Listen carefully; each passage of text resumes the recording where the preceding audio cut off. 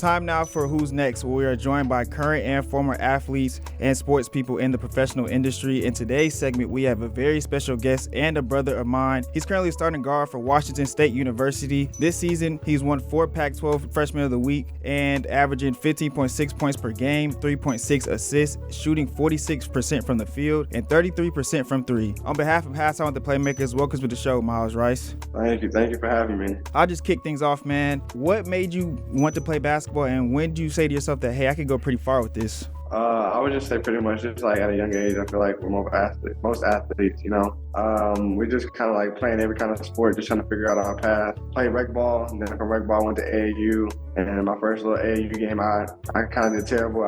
Didn't think I was cut out for basketball, so I was like, maybe I just want to play football, or like possibly even play soccer. But I would say I started taking basketball serious, like something I could really do with it, probably like 9th grade, I would say, after I played JV a little bit, and from there it's just like everything's been clicking. So I would just say like probably around 9th grade is where I really like established in my mind that I want to take this and do something far with it. What's going on, Myles? What's good? So my question is, growing up, like what player did you like model your game after? Because I know every kid, they got that one player that they just like how you play. So like what player was that for you?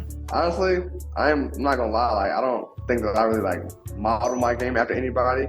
I just really like just watch a lot of basketball and like just really honestly just try a lot of different things. Honestly, I wouldn't like pinpoint to say like, oh, I watch this person or I watch this person. I just like try to model my game. If I see something I like, no matter if it's LeBron doing it or Jason Tatum or Steve Nash, like it doesn't matter. Like if it's something that piques my interest and I want to try to do it, like try to put it into my game, that's what I would do. But I would say like the people that I get compared to the most, probably like Tony Parker or like CJ McCollum would be the two that I hear a lot since I've been in college. Okay. So Myles, Hafiz here. So what made you decide, coming out of high school, what made you decide to choose Washington State?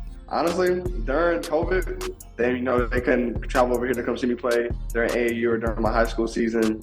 We had a Zoom conference call, and like they extended me the offer, and I just thought to myself that basically if they was willing to take a chance on a kid all the way across the country, they like my game and think that I can help benefit their program, what would hurt me taking a chance on them? And ever since I've been here, honestly, it's been nothing but love, and I really enjoyed my time since I've been here, and I'm hoping to continue to build on the season that we're having and, keep creating different types of, milestones and landmarks that this school hasn't seen in a long time. Okay. So you talked briefly about AAU, but let's dive in about AAU. You played with Jabari Smith Jr., J.D. Davidson, Matthew Cleveland of the world. And now that you're the man at Washington State, how do you think that helped you in AAU ball to be now the man on campus when it comes to Washington State basketball?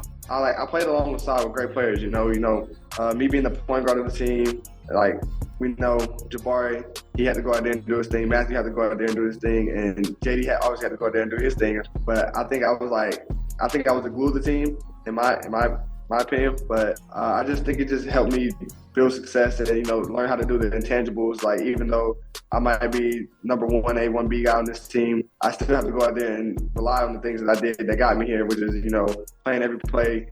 Playing defense, making sure that my teammates are in good spirits when, we might be handling adversity or whatnot. And so I just think me playing with the Celtics and, being that glue guy and paying attention to the little things, I think that really helped me be where I'm at now and not forgetting that I have to do that no matter if the team needs me to go get 30 or they need me to go out here and get 10 assists. It doesn't matter. I still have to do those little things in order for us to win. I know you speak about playing college basketball a lot, but talk about like your first season, especially battling what you had went through, because you just talked about adversity. If you could speak more light into how you overcame this and still dominating the game as hard as you're going right now.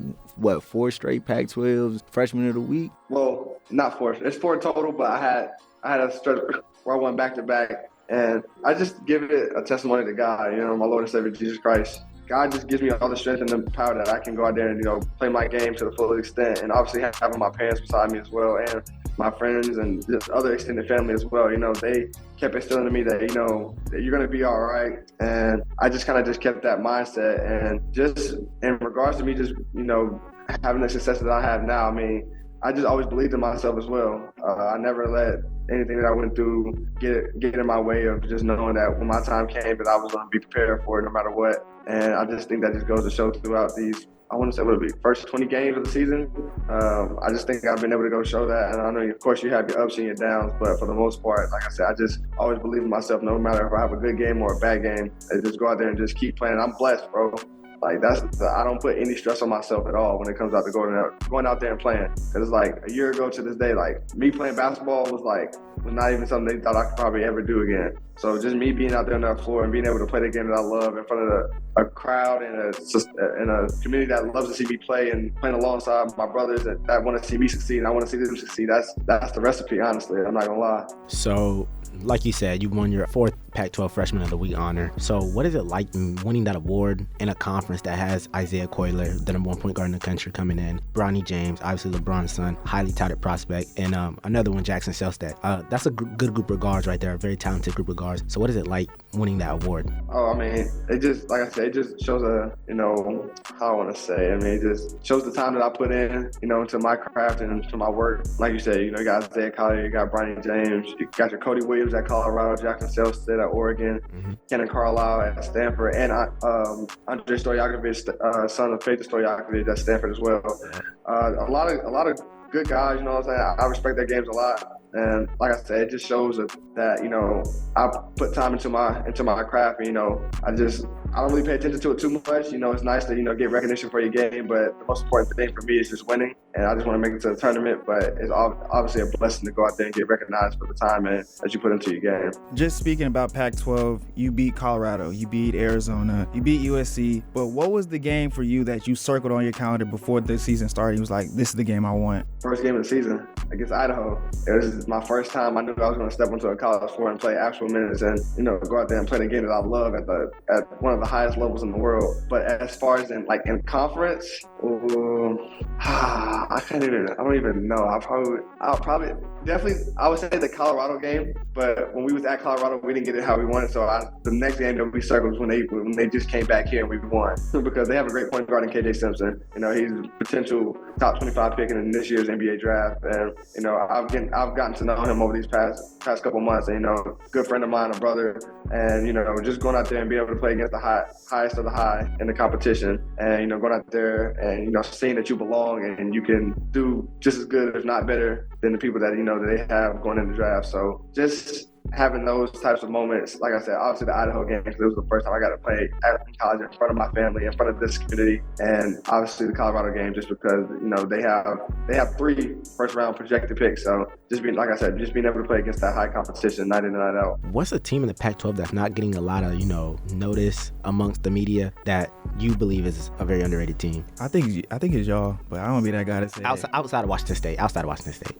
Nah, I'm not gonna say it's us because there's a lot of people that do want to see us succeed, but it's also people that don't want to see us succeed. But I think it's California. I think Cal Berkeley, they have a really talented wing guy in Jalen Tyson, a really good point guard in Jalen Cone, and they also have another big man. I can't remember his name, but they have a 3-headed monster over there.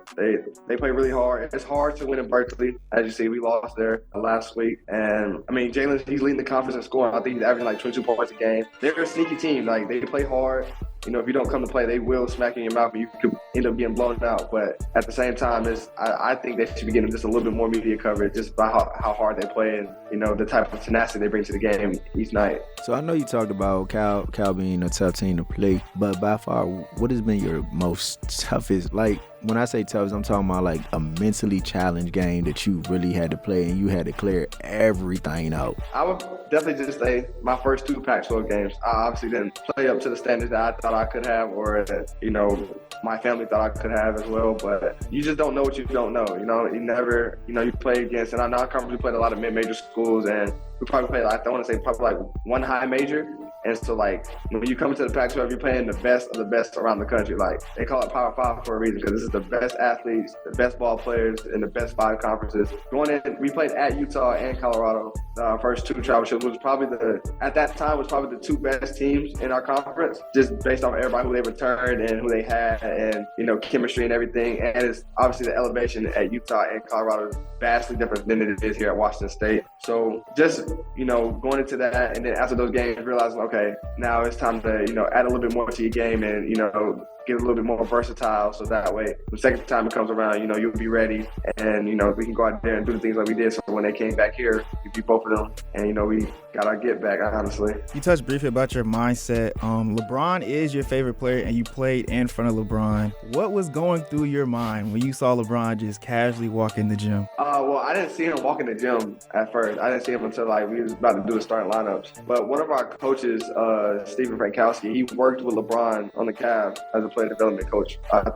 I want to say from like 2016 to 2018. And so, like, he knows LeBron, of course. So, like, when we was doing it, after we announced the start lineups, he went over there and adapted over everything. But just being able to play in front of my favorite player, this is a blessing. Like I say, I didn't try to pay too much attention to it. I don't try to make the moment more than what it is. You know, he was obviously there to support his son, just being a dad.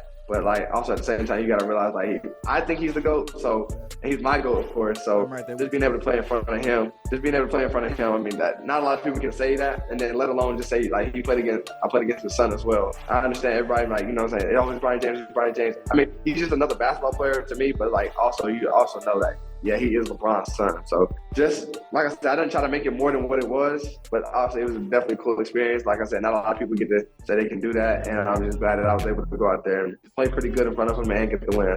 Bling named the Student Athlete of the Year award for as a black young man. How did that feel when you got that award, and how did that showcase your leadership on and off the court? I just think it's just a testimony back to my mom, honestly, because she's always had me in different extracurricular activities outside of basketball to make me well-rounded. So, like, whether that was me being an ambassador for the school, or me being, like, in plays and different types of things, she just wanted me to be more than a basketball player, just an athlete in general. And so it just show kids, like kids of color, minorities, that, you know, you can go out there. You don't have to just be defined by your sport, you know. I know a lot of people out here, they think sports is end-all, be-all, but at some point, the ball is going to start bouncing, and, like, whatever you thought you were going to do for a lifetime is not going to happen for a lifetime.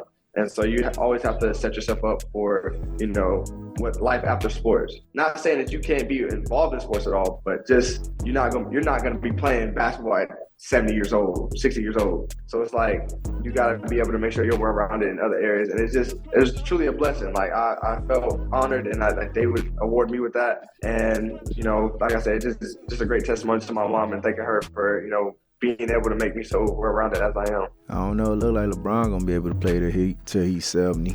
I don't know. That man different. Now he's different. Well, just keeping on Pac-12 play just a tad bit more. You guys are making a lot of noise in Pac-12, but how far do you see yourself and the team going? Like I say, I see us going to a tournament. We just gotta continue to keep doing what we've been doing. We gotta keep winning the games that we're supposed to win, and then we gotta go out there and make a little history. And, you know, we might have to win a couple games that people don't think we can win. So I see us finishing top 3 in the conference. It's really doable for us. You know, we have a good group of guys over here. We all buy in. Like, I want to say we're probably the best defensive team in the Pac-12 right now. We protect the rim really well. We hold teams to their lowest shooting totals and scoring totals every time they come here. But yeah, I see us doing pretty well. Like I said, top 3 in the conference, and I see us really making the tournament. Not gonna lie. So I know you've seen some of the other Power 5 teams already have started switching conferences. Like Houston went to the Big 12 and things of that nature. How are you feeling right now about Washington and their conference aspirations with the hometown Pac-12? Wow, this being the last season of the Pac-12. Granted, we don't know.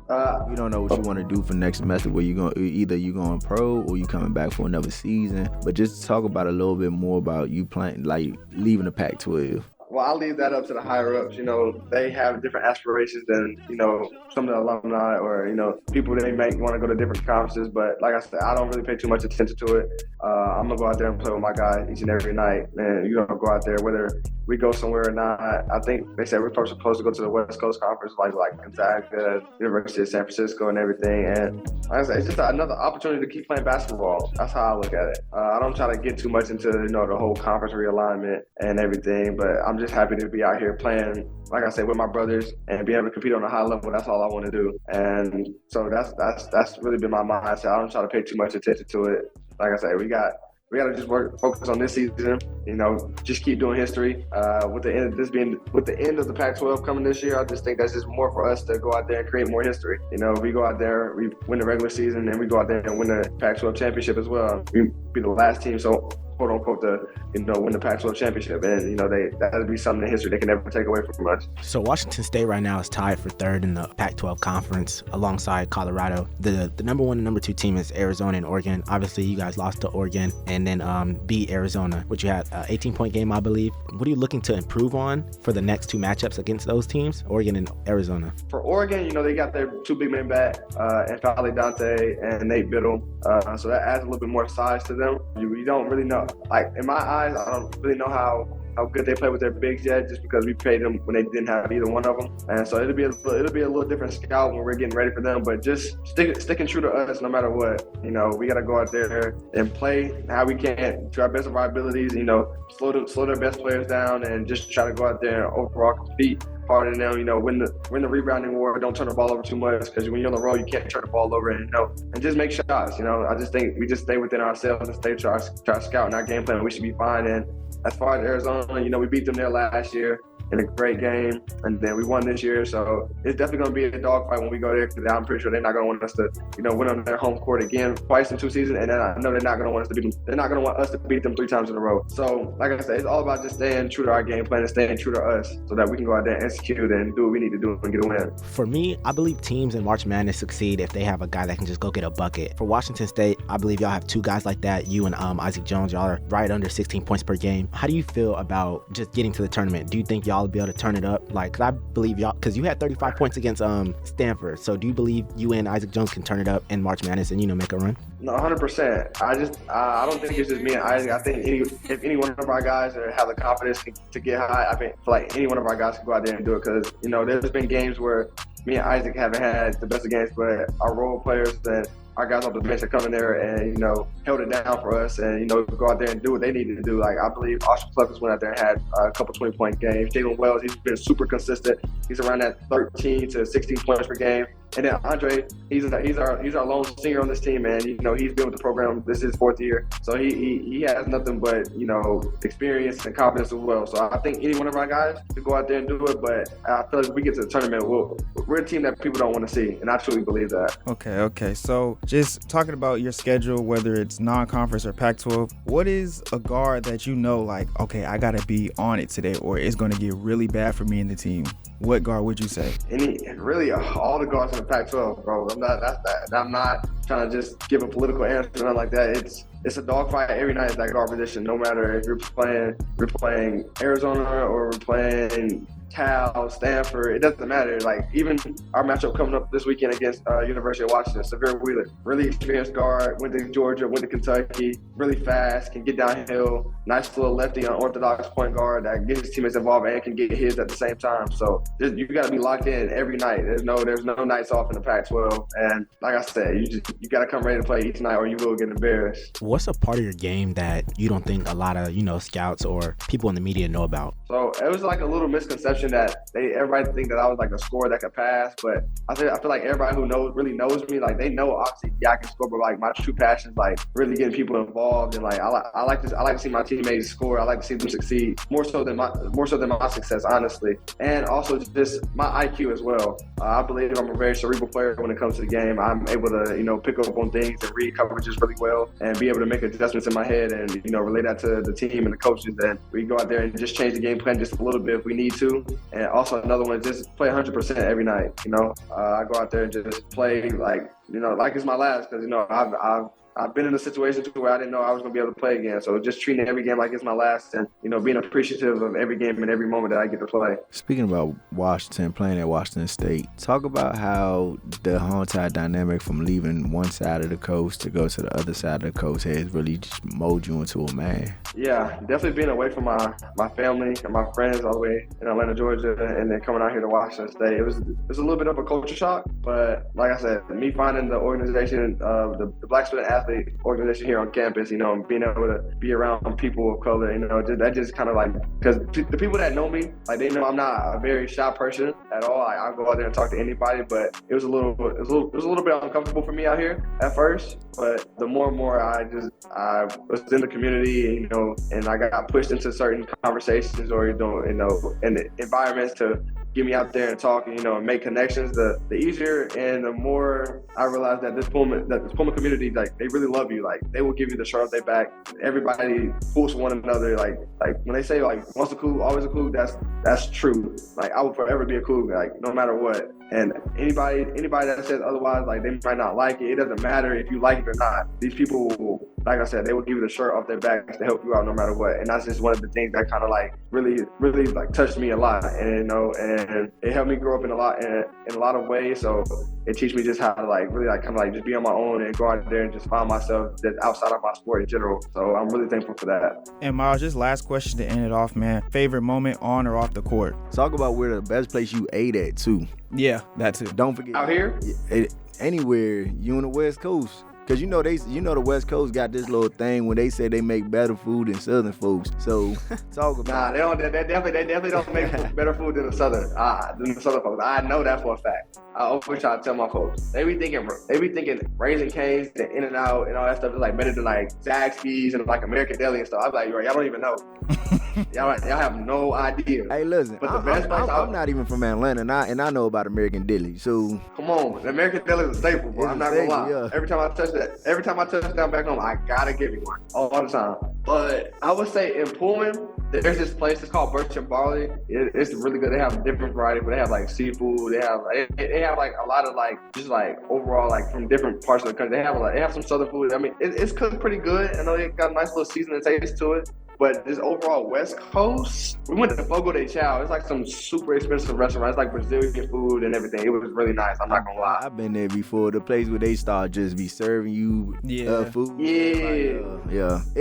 I like their lamb chops down in Fogo de Chao. That's pretty what they got. But everything else kind of, I ain't even gonna say that. Like we gonna leave it like that. What was the other question you had? That was about the food. It was about my favorite moment. On or off the court? On the court, I would just say it would probably have to be when we played Mississippi State early on in the year. Just showing that everybody that, I belong and I proved myself that, I could go out here and compete. And it wasn't like just a fluke. I went out there and compete with the highest of the high. And I got to play in front of my mom in Connecticut and my auntie too. And like just have that overall, really had a good game. I mean, I didn't have no assists and I turned the ball over 6 times, but I feel like I've grown since then. And then my favorite moment off the court would have to be since the start of the season. Yes. Or just in general. Or either or doesn't matter. Obviously, okay. So it's gonna sound kind of bland, but obviously me ringing the bell, knowing that I finished my chemotherapy, of course. But outside of that, congratulations, man.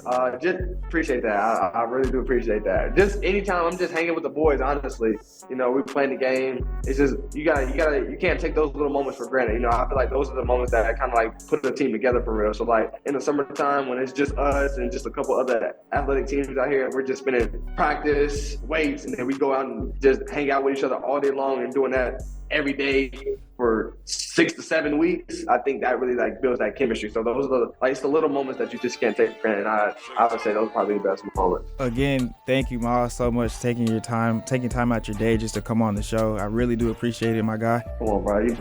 Anytime, bro. I got you. Don't even worry about it. All right, Myles. Well, thank you so much. Have a good rest of your season. Appreciate you. Yeah. Appreciate it. Appreciate y'all for having me on. And I hope y'all win the whole thing too. Just go ahead and do your thing, big dog, and be safe out here. I appreciate that. All right, Myles. Thank you. All right, brother.